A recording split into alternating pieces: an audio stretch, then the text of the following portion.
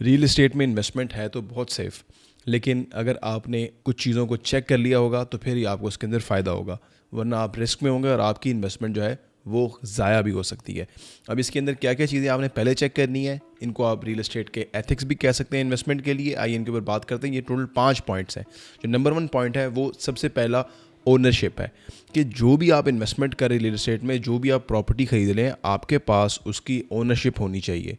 काफ़ी सारी ऐसे आपके पास ऑप्शंस मिलेंगे आपको कि जहाँ पे होगा कि जी एक कंपनी एक बिल्डिंग बना रही है, या फिर एक कंपनी है वो कह रही है कि जी हमारे पास ये बिल्डिंग है तो इसमें आप फ़लाँ चीज़ ले लें और उसका हम आपको रिटर्न देंगे, इस तरीके से होगा।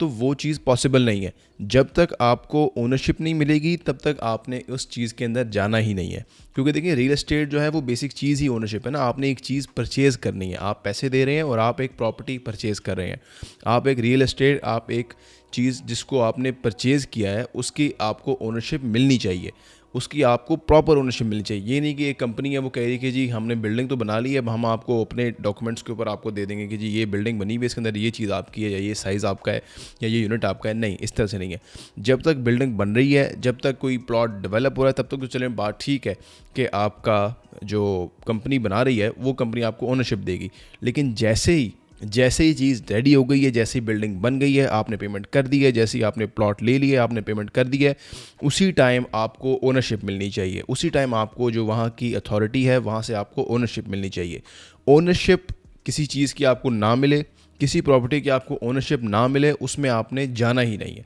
क्योंकि उसके अंदर आपके पास कुछ डॉक्यूमेंट्स तो होंगे, कुछ लीगल डॉक्यूमेंट्स आप कह लें, कुछ स्टाम्प वगैरह तो होगा, लेकिन आपकी मालिकियत नहीं होगी उस चीज़ की। वो चीज़ के मालिक आप नहीं होंगे, वो चीज़ का मालिक फिर भी कोई और ही होगा। आपको जिस तरीके से भी कोई ना कोई डॉक्यूमेंट दे के तो साइड पे कर दिया होगा, लेकिन वो तो चलेगा उनके लिए, लेकिन आपके लिए, आप अगर उसके ओनर नहीं हैं, आपके पास अगर डॉक्यूमेंट्स नहीं है, आपके पास अथॉरिटी से ट्रांसफ़र नहीं है, तो फिर आपने वो प्रॉपर्टी परचेज़ ही नहीं करनी। दूसरी चीज़ जो आपने चेक करनी है उस प्रॉपर्टी की कंडीशन है, कि फ़लाँ जो प्रॉपर्टी है जो कि आपको मिल रही है, जिसके अंदर आप अपनी इन्वेस्टमेंट कर सकते हैं, अपने फंड्स को ट्रांसफ़र कर सकते हैं, उस प्रॉपर्टी की कंडीशन क्या है। आपने उमूमन सुना होगा पाकिस्तान में भी कि ये आजकल ऐसा एक सेटअप बनाया लोगों ने कि जी हमारी बिल्डिंग अभी बन रही है, हम अभी इन्वेस्टमेंट आपसे अट्रैक्ट करेंगे और हम आपको उसके ऊपर रिटर्न देंगे, हम आपको उसके ऊपर मंथली रेंटल इनकम देंगे। और इसमें बहुत सारे लोग फंसे हुए हैं, इसमें बहुत सारे लोग फंसे हुए हैं। स्पेशली जो लोग चाहते थे कि हमें कोई बहुत बड़ा रिटर्न मिल जाए, बहुत अच्छा रिटर्न मिल जाए, हमें बहुत अच्छा रेंट मिल जाए, हम आज पेमेंट करेंगे और हमें आज से रेंट मिलना शुरू हो जाए, तो उनके लिए ये मामला बहुत ख़तरनाक साबित हुआ।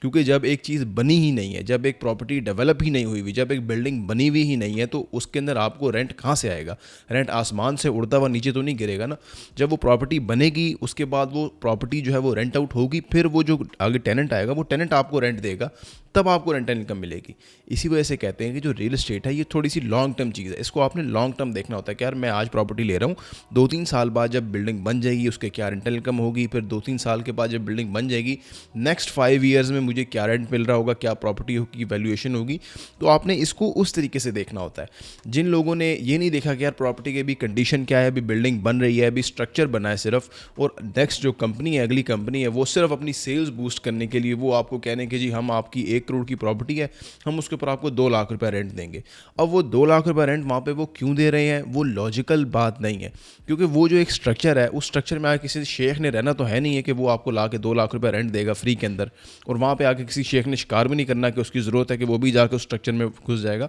तो इसके अंदर आपने अगर ये देखा ही नहीं है कि यार प्रॉपर्टी की कंडीशन क्या है, और आपने उस बिल्डिंग में इन्वेस्टमेंट कर लिया, आपने वो प्रॉपर्टी परचेज़ कर ली है, तो ये आपके लिए बहुत बड़ा डेंजर है। और ये क्योंकि इसके अंदर देखिए बात यह है कि आपने अपने पैसे दे दिए उनको, उन्होंने आपको कुछ रेंट तो दे दिया, लेकिन कोई भी आपके हाथ में चीज़ नहीं है। वो जो बिल्डिंग है वो भी स्ट्रक्चर भी नहीं बना और आप उसके रेंट ले रहे हैं जो कि पॉसिबल ही नहीं है, जो कि फिज़िकली वहाँ पे कोई चीज़ है ही नहीं, और उसका आपको रेंट वो दे रहे हैं। तो ये रेंट वो आपको लीगली नहीं दे रहे, ये रेंट वो आपको असल में नहीं दे रहे, वो आपको सिर्फ़ और सिर्फ एक तरीके से ब्राइब करना कह सकते हैं इसको, कि आपको ब्राइब करें, फिर वो आपको इंटरेस्ट दे रहे हैं, कि जो इंटरेस्ट लेके तो आप खुश हैं कि यार मुझे तो बड़ा अच्छा रिटर्न मिल रहा है। लेकिन आप जाकर मार्केट में जाकर देखेंगे हज़ारों लोगों के साथ ये हो चुका है कि वो इस तरह की प्रॉपर्टीज़ परचेज़ कर लेते हैं, 2-3 साल उनको किराया मिलता रहता है, 2-3 साल उनको रिटर्न मिलता रहता है, उसके बाद फिर उनके लिए वो बहुत ज़्यादा मसाइल बनने शुरू हो जाते हैं, उनके लिए काफ़ी सारी परेशानी आ जाती हैं, फिर उनके पैसे फंस जाते हैं, फिर उनका रेंट नहीं आ रहा, फिर कंपनी कॉल नहीं उठा रही, कंपनी कह रही रही है कि हम आपसे पैसे वापस नहीं दे सकते आपको, ये कहने कि हमें जो आप हमारे पैसे वापस दे दें, वो कह रहे हैं कि आपको जो हमने पैसे वापस दिए हैं वो हमने जो आपको रेंट दिए वो उसमें से काटें, फिर हम उसमें से मजीद कटौती करेंगे रिफंड के लिए, फिर हम आपको पैसे वापस देंगे। तो सिर्फ और सिर्फ क्योंकि आपने पहले चेक नहीं किया कि प्रॉपर्टी की कंडीशन क्या है, रियल एस्टेट की कंडीशन क्या है, तो आपके लिए ये मामला होगा। यही चीज़ जाती है फाइल्स में भी, कि जो लोग अमूमन लेते हैं कि जी हमने फाइल ले ली है और हमने प्लॉट ले लिया है, अब वो आपने अपनी तरफ से लिया तो प्लॉट है, लेकिन वहाँ पे उसकी कंडीशन क्या है? कंडीशन ये है कि वहाँ पर 1.5-2 घंटे की मुसाफत के ऊपर जब आप जाते हैं तो वहाँ पर अभी सिर्फ बड़े बड़े लैंड के टीले हैं और वहाँ पे वो सारी मशीनें वगैरह कुछ चल रही हैं, वो पता नहीं कब बनेगा, कब बन के फिर वो डिलीवर होगा, डिलीवर होने के बाद फिर वो आबाद होना शुरू होगा, तो फिर जाके वो प्रॉपर्टी अपनी कंडीशन में आएगी। इसके बाद जो थर्ड पॉइंट है वो उसकी लीगल स्टैंडिंग है। अमूमन दुनिया भर के अंदर तो इस तरह से नहीं होता, दुनिया भर में चीज़ें बहुत सेफ़ तरीके से होती हैं, बहुत एक सिक्योर तरीका होता है, उसके अंदर सब लोग काम करते हैं। बट पाकिस्तान में थोड़ा सा हमारा सिस्टम अभी चेंज है, हमारे यहाँ भी कोई प्रॉपर अथॉरिटीज़ नहीं है, तो उसका नुकसान ये होता है कि कुछ ऐसे इलाके हैं पाकिस्तान में कि जहाँ पर लोकल एरियाज़ हैं, वहाँ पर लोग कब्ज़े कर लेते हैं, वहाँ पर जो सरकारी इदारे हैं वो सर्विसेज पूरी नहीं दे रहे, तो उसकी वजह से काफ़ी लोगों को नुकसान होता है। यही वजह है कि हमारे जितने भी प्रोजेक्ट्स हैं, हमारी जितनी भी इन्वेस्टमेंट्स हैं, वो सब बहरिया टाउन के अंदर, DHA के अंदर हैं, क्योंकि ये ऐसी सोसाइटीज़ हैं, ये ऐसे इलाके हैं कि जहाँ पर आपको 0.01% भी चांस नहीं है कि आपकी प्रॉपर्टी पे कब्ज़ा होगा। 100% आपकी इन्वेस्टमेंट, आपकी प्रॉपर्टी सिक्योर है, आपकी जो भी आपने फ़ंड्स लगाए हैं उन फ़ंड्स की ओनरशिप आपके पास है और वो किसी किस्म का आपके लिए कोई ख़तरा नहीं है, ठीक है। तो ये जो लीगल इसके होती है स्टैंडिंग, वो बहुत इंपॉर्टेंट होती है। कुछ ऐसे एरियाज़ होते हैं कि जहाँ पर कोई ज़मीन किसी के नाम के ऊपर है, वो ज़मीन का कब्ज़ा किसी के पास है, वो फ़र्द किसी के पास है, इस तरह के मामलात के अंदर आप फंसेंगे तो वो आपके लिए बहुत बड़ा मुश्किल साबित होगा, वो आपके लिए बहुत बड़ी टेंशन बन जाएगी। स्पेशली जैसे ओवरसीज़ पाकिस्तानी, अब उनको कोई ज़रूरत नहीं है कि वो जाकर इस तरह के मुश्किल मामलात में फंसे। उनके लिए बेहतर ऑप्शन ये है कि जैसे बहरिया टाउन है, DHA है, ये ऐसे एरियाज़ हैं कि जो एक ऑलरेडी इस तरह से डिज़ाइन हुए हुए हैं कि जो भी ओवरसीज़ हैं, जो भी लोकल लोग हैं, जो एक अच्छे पीसफुल एरिया में रहना चाहते हैं और वो अफोर्ड कर सकते हैं, तो उनके लिए ही ये एरियाज़ हैं कि जहाँ पर उनको सिक्योरिटी भी पूरी है, जहाँ पर उनको सारे वर्ल्ड क्लास लिविंग स्टाइल मिल रहा है और जहाँ पर वो बड़े ही मुनासिब पैसों के अंदर, बड़े ही अच्छे अपने बजट के अंदर उनको उनकी रिहाइश मिल जाती है, उनको इन्वेस्टमेंट्स करने के ऑप्शन मिल जाते हैं। तो उस लिहाज से आपने ये ज़रूर देखना है कि जहाँ पे भी आप इन्वेस्टमेंट कर रहे हैं उसकी लीगल स्टैंडिंग क्या है। कोशिश करें कि जो अच्छी सोसाइटीज़ हैं, कि जो एक जिनका एक नाम है, जिसके अंदर आपको 100% सिक्योरिटी है, उनमें जाएँ, ताकि आपके लिए किसी किस्म का फ्यूचर में लीगल प्रॉब्लम ना हो। ये जो कब्ज़े माफिया वाले इस तरह के चक्कर हैं, ये सिर्फ वो जो लोकल एरियाज़ होते हैं वहाँ पर होते हैं। जो भी अच्छी सोसाइटीज़ हैं, DHA है, बहरिया है, यहाँ पर कोई बदमाश भी आके इधर बहरिया टाउन में DHA में कब्ज़ा नहीं कर सकता, क्योंकि ये एक सिस्टम है, ये उसके अंदर है। अब बाहर आप किसी लोकल एरिया में चले जाएंगे, वहाँ पे कोई रैंडम गली के कोने के ऊपर बदमाश बैठा होगा, वो आपके प्लॉट पे खड़ा हो जाएगा, फिर आप उसको क्या करेंगे? आप उसको पत्थर मारेंगे, वो आपको पत्थर मारेगा। तो इस तरह फिर कोई फ़ायदा नहीं है ना, वो आपके लिए टेंशन बन जाएगी। तो कोशिश यही करेंगे, अगर आप चाहते हैं कि पीसफुल इन्वेस्टमेंट हो, सेफ इन्वेस्टमेंट हो, तो ऐसी जगह पे इन्वेस्ट करें जहाँ पर उसकी लीगल स्टैंडिंग सिक्योर हो, जहाँ पे आपके लिए कोई टेंशन ना हो। जो नंबर 4th पॉइंट है वो ये है कि जी इसकी जो आपने प्रॉपर्टी परचेज़ की है उसकी फाइनेंशियल फिजिबिलिटी क्या है। जब भी आप किसी जगह पे इन्वेस्टमेंट करेंगे तो उस एरिया के स्पेसिफिक रेट्स होते हैं, उस एरिया के अंदर स्पेसिफिक रुझान होता है कि यार वहाँ पे लोग क्या पसंद कर रहे हैं, वहाँ पे अभी अमूमन क्या रेट चल रहे हैं, वहाँ पे मार्केट क्या है, तो उसके मुताबिक ही आपने कोशिश करनी है, इन्वेस्टमेंट करनी है। क्योंकि देखें, जो भी प्रॉपर्टी आप आज परचेज़ करेंगे, जो भी इन्वेस्टमेंट आप आज करेंगे, कल को आपने उसको सेल करना है और सेल करने के बाद ही आपको उसके अंदर से बेनिफिट मिलेगा। जब आप अपनी प्रॉपर्टी को रीसेल करेंगे तो फिर आपको उसके अंदर फ़ायदा होगा। तो आपने ये ज़रूर देख लेना है कि यार ये जिस एरिया में मैं फॉर एग्जांपल कोई प्लॉट ले रहा हूँ घर बनाने के लिए, तो मैंने यहाँ पर अच्छा प्लॉट लेना है, अच्छे बजट के अंदर प्लॉट लेना है। होता कुछ ऐसे भी है लोगों के साथ कि जी वो कोशिश करते हैं कि यार हम किसी के ऊपर छोड़ दें और वो फिर थोड़ा गलत फ़ैसला कर बैठते हैं। वो कोई चीज़ महंगी ख़रीद लेते हैं, वो कोई चीज़ सही नहीं ख़रीद पाते। स्पेशली कोई ऐसा उनको एडवाइज़र मिल जाए कि जिसका खुद अभी कोई उसका कोई पता नहीं उसको कि और वो क्या काम कर रहा है, कोई अपने कोई रिश्तेदार को भेज दिया कि जी तुम जाके ले आओ। वो जो रिश्तेदार है उसका काम नहीं है, उसको पता नहीं है कि यार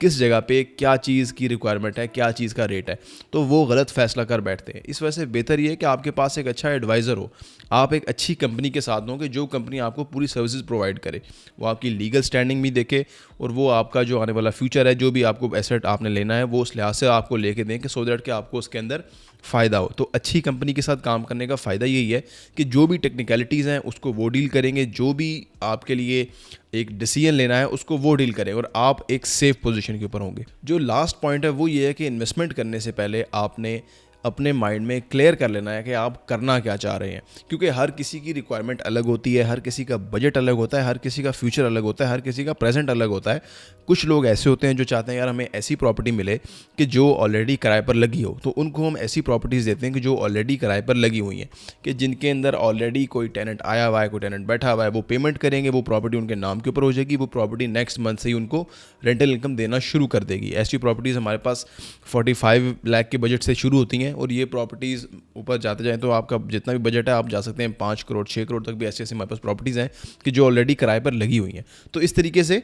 आपने पहले डिसाइड करना है कि आपका माइंड क्या है, आपका रिक्वायरमेंट क्या है। कुछ ऐसे लोग होते हैं जो चाहते हैं कि यार हमारी कुछ सेविंग है उसको हम इन्वेस्ट करना चाह रहे हैं, तो उनके लिए वो ऑप्शंस हैं कि जिसके अंदर हमारी बिल्डिंग्स अभी बन रही हैं, उसमें वो डाउन पेमेंट करते हैं, 2-3 मिलियन डाउन पेमेंट कर दी, 1 लाख 2 लाख रुपया वो महाना इंस्टॉलमेंट देते रहते हैं, और उनकी प्रॉपर्टी 2-3 साल में बन जाती है, और बन के वो फिर किराए पर लग जाती है। फिर कुछ ऐसे लोग होते हैं जो कहते हैं कि यार हमने अपना घर बनाना है, तो उनके लिए हमारा ये सोल्यूशन होता है कि हम उनको अच्छी जगह पर प्लॉट लेके दें पहले, कि जहाँ पर वो प्लॉट मुनासिब कीमत में उनको मिले, जिसके अंदर उनको प्लॉट के अंदर बेनिफिट हो। फिर उसके बाद हम उनको पूरा घर डेवलप करके देते हैं। हमारी जो कंपनी है वो उनको पूरा घर फ्रॉम जीरो टू फिनिश बना के देती है, ताकि वो सो दैट कि उसके अंदर वो रह सकें, उनके लिए वो बड़ा पीसफुल सा सारा प्रोसेस होता है। तो इस तरीके से हर किसी की अपनी अपनी रिक्वायरमेंट है, हर किसी का अपना अपना बजट है। तो आपने पहले ये प्लान कर लेना है कि आप जो इन्वेस्टमेंट करने जा रहे हैं इसके अंदर आप करना क्या चाह रहे हैं, आप रिजल्ट्स क्या अचीव करना चाह रहे हैं। ऐसे भी कुछ लोग हमें कॉल करते हैं, वो कहते हैं कि हमारे पास ये 2 प्लॉट यहाँ पड़े हुए हैं बैरियर टाउन के अंदर, तो मैं चाह रहा हूँ कि इसको मैं घर बना लूँ। तो उनसे जब पूछते हैं कि यार आपने घर बना के खुद रहना है, आपकी कोई फैमिली ने रहना है, या फिर आपने उसको बेचना है, तो वो कहते हैं यार हमें पता नहीं है,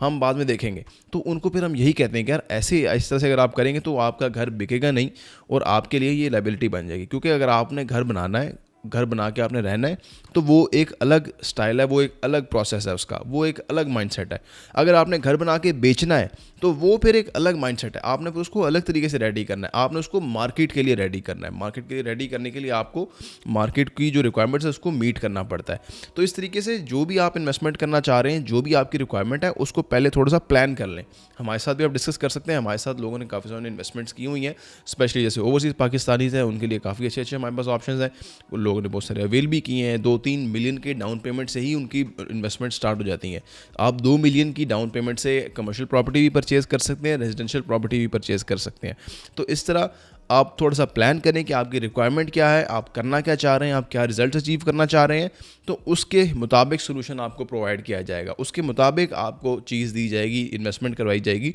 सो दैट कि जो आपकी रिक्वायरमेंट है वो पूरी हो और आपको उसके अंदर फ़ायदा हो। तो ये रियल एस्टेट इन्वेस्टमेंट जो है, ये इसके जो एथिक्स हैं, इसके इन चीज़ों को आपने ज़रूर मद्देनज़र रखना है, सो दैट कि आपको इसके अंदर फ़ायदा होगा। ये छोटी छोटी 4-5 चीज़ें ये आप चेक कर लेंगे तो ये आपके लिए बड़ा पीसफुल प्रोसेस है। क्योंकि देखिए जो रियल एस्टेट इन्वेस्टमेंट है ना, वो एक ऐसी इन्वेस्टमेंट है कि जिसके अंदर आपको लॉस होने का डर नहीं होता, खौफ नहीं होता। अगर आप ये बेसिक 5 चीज़ें चेक कर लें, ये 5 चीज़ें आपने चेक कर लें, तो आपकी इन्वेस्टमेंट ऐसी हो जाएगी कि आप उसको आंखें बंद करके रख देंगे और अगले 5-10 साल में आप उसका फ़ायदा देख के हैरान हो जाएंगे। क्योंकि देखें जो रियल एस्टेट है इसके अंदर मशहूर ये है कि ये कभी भी चीज़ नुकसान नहीं देती। रियल एस्टेट कभी भी नुकसान नहीं देता, हमेशा महंगा होता जाता है। तो इस वजह से जितना टाइम आपके पास है आप उसको यूटिलाइज़ करें, आप उसको प्लान करें, अपना ये जो 4-5 पॉइंट्स हैं इनको देखते हुए इन्वेस्टमेंट करें, और उसके अंदर आपको फिर इंशाल्लाह फ़ायदा होगा।